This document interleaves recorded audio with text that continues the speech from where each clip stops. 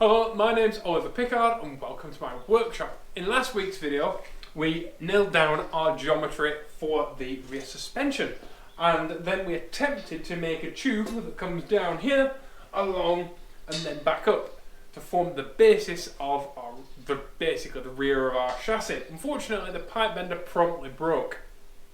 So in this week's episode what we're going to do is we're going to make that tube. We're going to remake it. I did make one, but it wasn't bent enough and I don't want to re-bend it because there's a big chance of it kinking. So I'm going to make a new one from scratch, and I've been hard at work on the bender. So we've spent an absolute age with a tape measure and a straight edge getting everything sorted now. All of our geometries are 100% correct. We've rechecked absolutely everything. We've got our toe correct. We've got all of our geometry right, and we've added a load of blocks of wood and tied it all down so that none of it's going to move, and then that way we know where all of our suspension pickup points and stuff like that are. And it's not as simple as just looking at Civic stuff and looking at Enquiries stuff, because all of the lengths of the arms of a CRV, which this rear suspension is off of course because it's rear wheel drive, is different. All the arms are longer. So for example, a CRV is 1,785 millimeters wide, a Civic is 1,642 millimeters wide, and an Enquiries DC5 Type R is 1,702.5 millimeters wide, and our GTM is going to be 1,702. So they're all different widths. So there's no simple thing of like there's a brace for Enquiries and Civics that you can just pop in here. And I could have bought one of those and put it on the table and used it to orientate everything. But of course I can't do, because these arms are much longer on our suspension, so it don't fit. So unfortunately it's just taken ages. But it's at this stage that it really pays to take the time to get it all right and to have mega attention to detail. Because if it's a little bit skew width, the car's not going to accelerate straight, it's not going to brake straight, and it's not going to do anything properly. And it's really tempting to just start throwing tubes at the car and start building your roll cage and start building your rear of your chassis and get all excited about it. But at this stage, at this crucial stage, if I make a mistake here, the entire car's pointless. Because if I make a mistake here, it gets echoed throughout the entire car. And as good as it looks when it's done, there is no point to it if I'm a few millimeters out at one end. So that's what I've been doing all day today, is just measuring and measuring and measuring and reference and more measuring.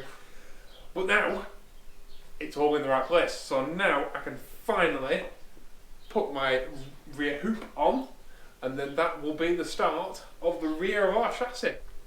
So you may be wondering how we got all of our dimensions and angles and attitudes for our suspension without having an Enquiries or a CRV to measure. Well, the answer is with great difficulty. But what I used was an image, a publicity image for the Acura RSX, which is the American version of the Enquiries. And we know it has a 16-inch wheel, and we know how wide that wheel is, so then we've used those dimensions to then cross-reference with what we've got and the dimensions of what we've got, to then extrapolate out and work out all of our other widths and how far away things are from other things and stuff like that. It's exactly the same as you do way back in the day with microfilm and stuff like that, where you've got an image that's all engineered drawing. It's the exact same thing, and this is a very precisely done drawing that's probably been done with a photo reference and is very, very accurate. So we can use this to translate to this. So now what we're doing is we're actually tying down all of our dimensions. So we're using blocks of wood and bolts to actually get it bolted down and keep it where it needs to be. Then we'll bring the roll bar back in and line it all up, because the most important thing is that all of this is in the right place. And if you don't have a car to measure from, if we had an Acura here, or an Integra, or even a CRX, or even an EP3 Civic, this would be a really easy job. If we had a parts car to work from, this would be a really easy job, but we don't. In fact, this is from an Integra, this is from a Civic, this is from a CRV, and so it's taking some working out and some maths and some figuring out, and we've done a couple of charts like that, and a lot of cross-referencing and a lot of measuring. But it's the same way that prop makers and model makers work from images just like that, and it's the same way that engineering has been done for years and years and years before computers were a thing. And I actually made this reference chart just with the power of MS Paint, or whatever the Apple version of Microsoft Paint is. It is the world's most simple form of creating a measuring chart. And of course, the cool thing about this is, because it's on a computer, I can actually zoom it. I can make this 50mm space actually 50mm with a rule, and so then I know it's all in the size of the car. So I know it's all to scale to the actual size of the car. So then my dimensions become 1-to-1, which is great news. So yeah, that's how I did it. It's simple, but yet incredibly complicated. So this is Brenda the Bender. And actually this is like Brenda Mark III, really. And she's not very nice to look at, but my God, can she bend a piece of tubing. And it's, well, if you're familiar with Brenda Mark II, she's actually the other way around. We've flipped her over, and it's got a sturdier base, and we completely redesigned it, and it's the most efficient pipe bender that you can make in a day and a half without doing any proper maths. But it does work, and it works very well. And Brenda doesn't kink tube, so that's the best news. No kinks, no nothing, predictable bends every single time. And that's just what you want from a Brenda. No kinks and predictability. And to solve our kinky pipe that bent last time, we're using the other side of an acro. And it just slots in thusly. No more bolting it all together. And new Brenda can bend a tube with the power of just one man, rather than two people both nearly having a hernia. It can now be done just single-handedly, which is good. Unfortunately, it's still bolted to the same table, which is mostly made of woodwork. But if the table doesn't break, then yeah, it works an absolute treat. Right, let's bend some tube.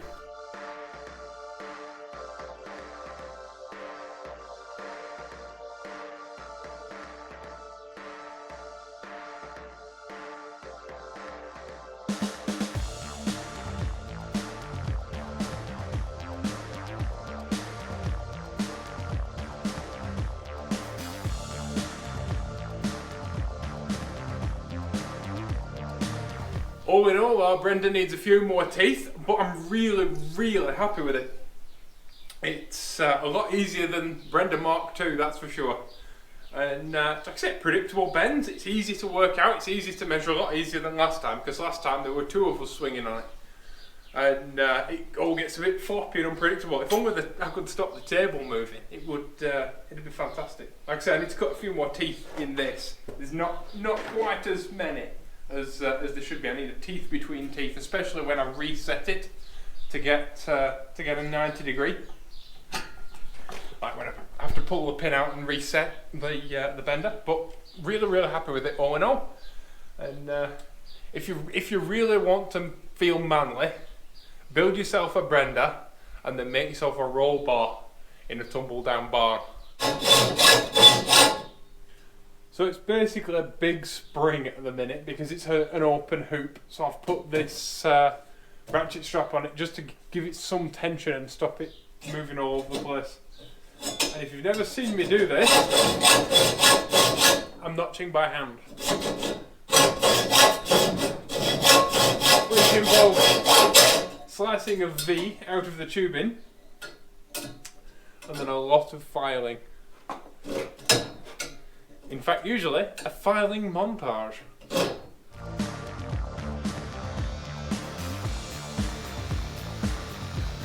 I have to change into my other hoodie, my other disgusting line on the floor hoodie, because I need something I can pull my sleeves up because I'm absolutely roasting, but I've been using a grinder and it's a bit like frying eggs with your t-shirt off. It's not a good idea. So always use a grinder with sleeves, but I was too hot. Now I'm at an impasse because this being a hoop, both sides need to be the same. And so I can't make just one side fit because then it would be wonky and then this side wouldn't fit when I did it. So I need to get both of them halfway there so I can kind of sit them in the right orientation. Otherwise the center line ends up in the wrong place. So I need to kind of chop half out of one, get that to fit, then chop half out of the other, get the other one to fit, and then chop them together so that they both fit, if that makes any sense. So, paper trick. I've done this a bunch of times on this channel before, but basically the best way to perfectly cut out a notch that you've already cut out is to get a piece of paper, wrap it around, pop a piece of masking tape on it, file it out, and then you undo your piece of masking tape, flip this tube inside out, pop it on that one, and it will give me the exact mirror image of my notch. Remember that if you're enjoying this video and you'd like to support the channel, please subscribe, because it's the best thing that you can do to help me build this car. It actually does help. And so does clicking like, and so does telling your friends. Part of the reason why this is such a tough notch to do is that it has to be square. Obviously it has to be orientated in the right place. So like we have a center line here, and the center line of the tube has to be on that center line. It has to be square on both sides of the engine, and this is curved back and that's curved forward. We've got a tube here which is obviously on the inside of that, and it's on the inside of the radius. So it's all like the worst possible things you can have in a notch. But I'm actually enjoying myself.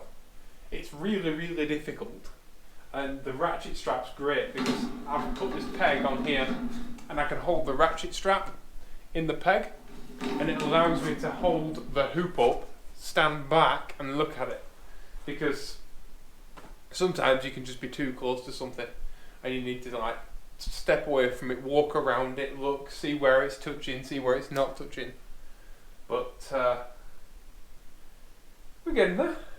Right, so I've tried it up against the car. Obviously it doesn't fit because it doesn't fit yet. That's the whole point of this exercise. But I've drawn around it, so we now have an approximation of our notch. So rather than bit by bit by bit trying to get there, I can get about halfway there straight off the bat in 2 minutes with a grinder.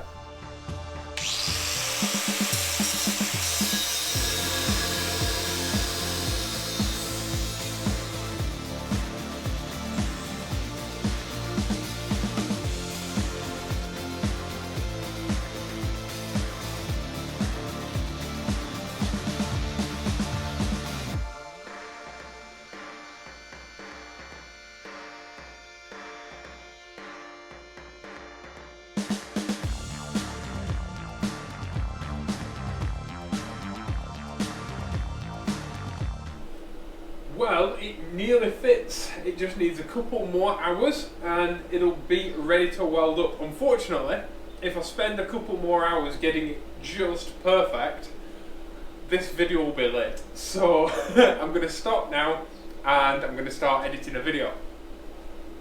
But I'm really happy with it. And it's just a touch wonky and it just needs a little bit of fettling. But that stuff all takes time, and to get it just exactly as I want it and get this back bar completely level with this one and this one and that one and that one and that one and that one, so they're all perfect, takes a lot of time. And unfortunately I've used all my wake up building pipe benders and geometry jigs and all of that. But I'm really happy. Obviously playing catch up from last week, it wasn't part of the plan that the pipe bender would break last week, but when these things happen, you know, it's rather than looking at it as, oh, woe is me, my pipe bender's broken, it's better to look at it as, now I have an opportunity to build a better pipe bender. And I'm really, really happy with how the car's coming out. Having said that, it's bizarre to have this thing in your head for all these years and then finally it's starting to take shape. And as the song goes, ain't nothing like the real thing, baby. It's awesome. I'm really, really happy with it. And like I say, it'll get there. Next week we're finishing up the back of the chassis. And the challenge with the car is that there are no right angle. There's not a single right angle on this entire car, except for the top door bar, which hasn't gone in yet. And the only place I think it's a right angle is the front of the roll cage there to the top door bar. Is actually 90 degrees. But there isn't actually a single right angle joint anywhere on this car because it had to fit in this body. And so everything's a challenge and everything just has to be handmade and all of that takes time. But it's a joy to do. But it's happened a good thing that I haven't been able to finish this yet because it still needs welding all in the back. And the person doing my welding is my dad. I've never welded steel before, only ever stainless steel, and my dad offered to weld the chassis for me and the roll cage. And very kind of him, and I agreed because he's a better welder than me anyway, and it has to be perfect and it has to be as good as it can be. So I've got a better person than me to do it, and thankfully he offered. I didn't have to ask him. Unfortunately, he's chopped the end of his index finger off cutting carrots, and he's left-handed. So while that heals up, I've got no welder. I can tack things in place, but I can't do anything more than that. So there's no big rush to get this tacked on because this needs welding around the back first. Otherwise, I won't be able to get in. So I can make a kit of parts and tack it all together like I did in the beginning. But until his finger's well enough to actually weld, I can't count on him for welding. But we shall endeavour. This is the thing, like life gets in the way, things happen, machines break, your father cuts the end of his finger off. You couldn't make it up, could you? But thus is life. And like I said, I couldn't make it look like it fits and stuff, but I'm not going to. I'm going to be honest with you and say it doesn't fit yet, but it shall. And to see it all fit and to see it all spot on, you'll have to wait until next week, unless you're watching in the future, in which case you can click the next episode straight after this one. And if you'd like to support the channel, please remember to tell your friends about the channel and like and subscribe and all of that. I read every single one of your comments, so please leave your comments down below. And I'll see you all in the next video. Bye bye.